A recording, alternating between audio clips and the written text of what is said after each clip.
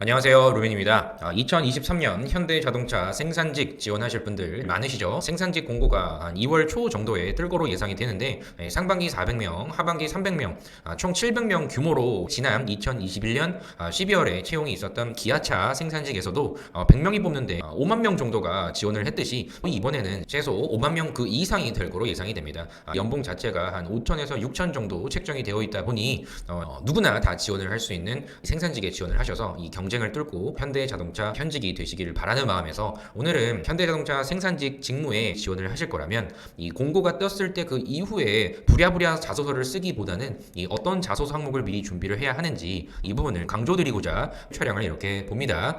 현대자동차의 현직이 되시면 평균 만 60세까지 정년도 보장되고 현차 30% 할인 구매도 가능하고 퇴직 후에도 할인이 되는 이런 점 때문에 다들 현대차에 입사를 하는 것이 꿈이다 이런 얘기를 많이 하십니다. 그런데 현대자동차의 이 청탁 비리가 있지 않겠느냐라는 의심의 눈초리가 상당히 큽니다.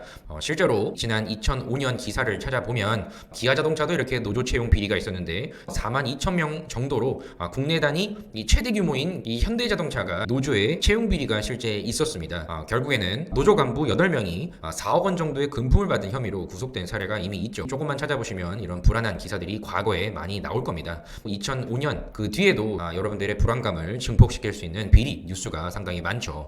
근데 채용 비리에 대해서 많은 언론에서 언급을 한 만큼 이번에는 쉽지 않을 거라고 보입니다. 그런데 안타깝게도 기아차 같은 경우에는 고용세습이라는 부분이 여전히 단체 협약 조항으로 유지를 하고 있습니다. 실제 단체 협약 25조에 재직 중 질병으로 사망한 조합원의 직계가족 1인, 정년 퇴직자 및 장기 근속자 25년 이상의 자녀를 우선 채용한다 고용노동부에서 시정명령을 했긴 했지만 이 기아 노조에서는 여전히 반발을 하고 있죠. 그러다 보니까 기아차는 이런 루머가 사라지기는 어렵지 않을까라고 생각이 들지만 이번 현대자동차에서는 많은 기사들이 채용 비리에 대해서 언론화하고 있다는 점은 그래도 안심해도 되지 않을까 이렇게 봅니다. 채용 과정에서 청탁, 압력, 강요, 금품 향응은 있을 수 없다. 비리 연루자는 모든 수단을 동원하여 법적 책임을 물고 일벌백계 하겠다라고 현대자동차에서 공식적으로 밝혔습니다. 그러니까 안심하시고 이번에 지원을 해보십시오.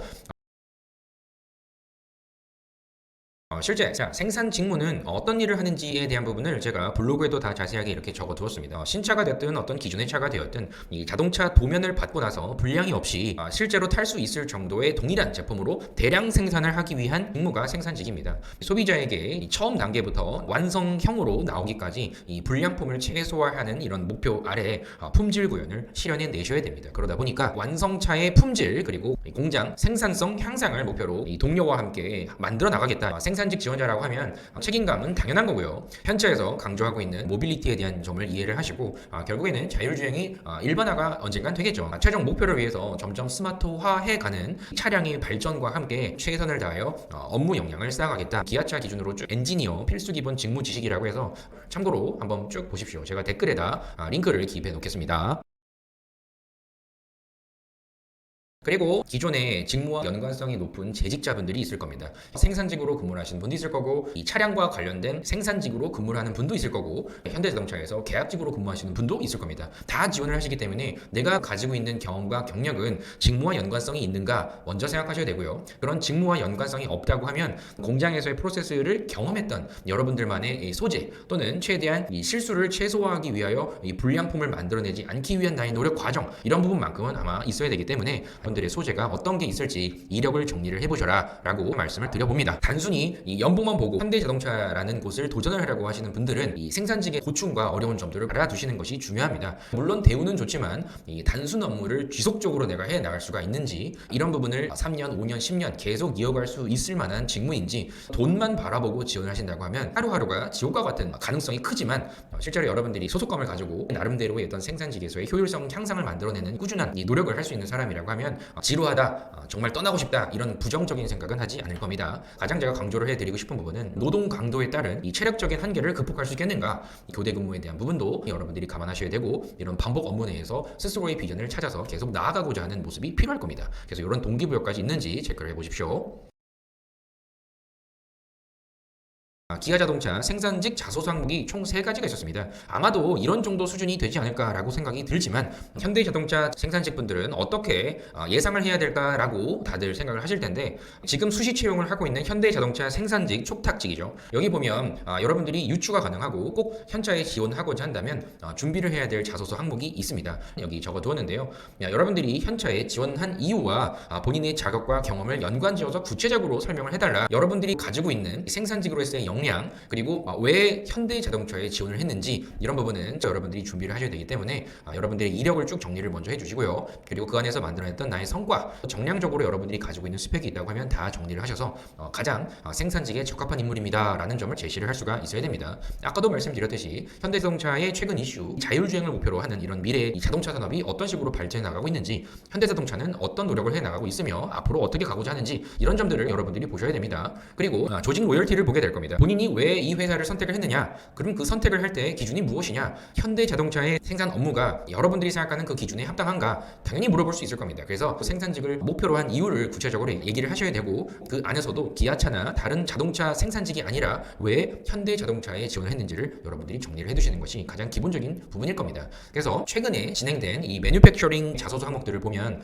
더 구체적으로 알아볼 수 있을 겁니다. 일단 첫 번째로는 직업 가치관, 아까도 말씀드렸듯이 직업을 선택하는 이유와 그것이 생산직과 어떤 연관성이 있느냐, 뭐가 당신을 움직이게 만드느냐, 적합도가 있는가, 이런 걸 보는 거죠. 그리고 직무 이해도입니다. 여러 부분이 있겠지만 그 중에 제일 중요한 건 이 생산직 직무라는 점을 하나의 키워드로 설명을 해보시고 직무를 지원한 이유, 그리고 본인만의 차별화된 강점, 역량 이런 부분과 그리고 뚜렷한 입사 의지, 당사의 일원으로 어떤 목표가 있는가, 직무 이해도와 보유 역량, 그리고 뚜렷한 입사 후의 구체적인 목표, 이 부분이 가장 중요하다 제가 강조를 드리니까 미리 자소서 항목을 쓰실 분들은 여기에 맞춰서 어떤 내용을 쓸지 아직 글로 작성하셔서 문장화까지는 안 하셔도 됩니다.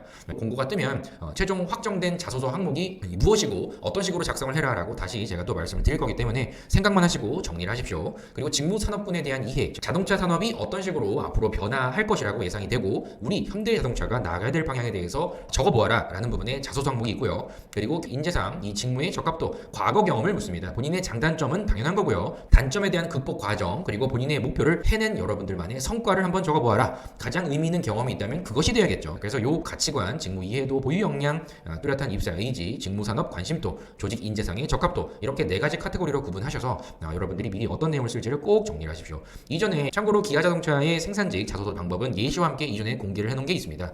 참고로 블로그에서 보십시오. 지속 가능 경영 보고서라고 해서 현대자동차 모든 내용들이 담겨져 있는 요약된 내용입니다. 꼭 이런 부분들을 보셔라. 그리고 지금 현대자동차의 채용 공고에 보면 기간제 수시 채용이 촉탁 계약직 중심으로 채용 시까지 수시 채용이죠. 여러분들이 지원을 해보시고 과연 내가 여기에 있는 기간제 정도는 합격을 할까라고 한번 테스트도 할 겸 서류도 지원해보시고 면접까지도 볼 수 있다고 하면 한번 보시는 것도 괜찮지 않을까라고 저는 생각이 듭니다. 만약에 이런 직무 경험이 전혀 없다고 하면 주변에 가까운 공장이라든지 어떤 곳이라도 좋으니까요. 자동차와 관련된 곳이 있다면 더 좋겠지만 이 생산직이라는 것이 어떻게 이루어지는지, 어떤 현장에 고충이 있는지 이런 부분들을 경험을 쌓기 위한 과정이 단 하루라도 할 수 있는 곳이 있다고 하면 한번 경험을 해보십시오.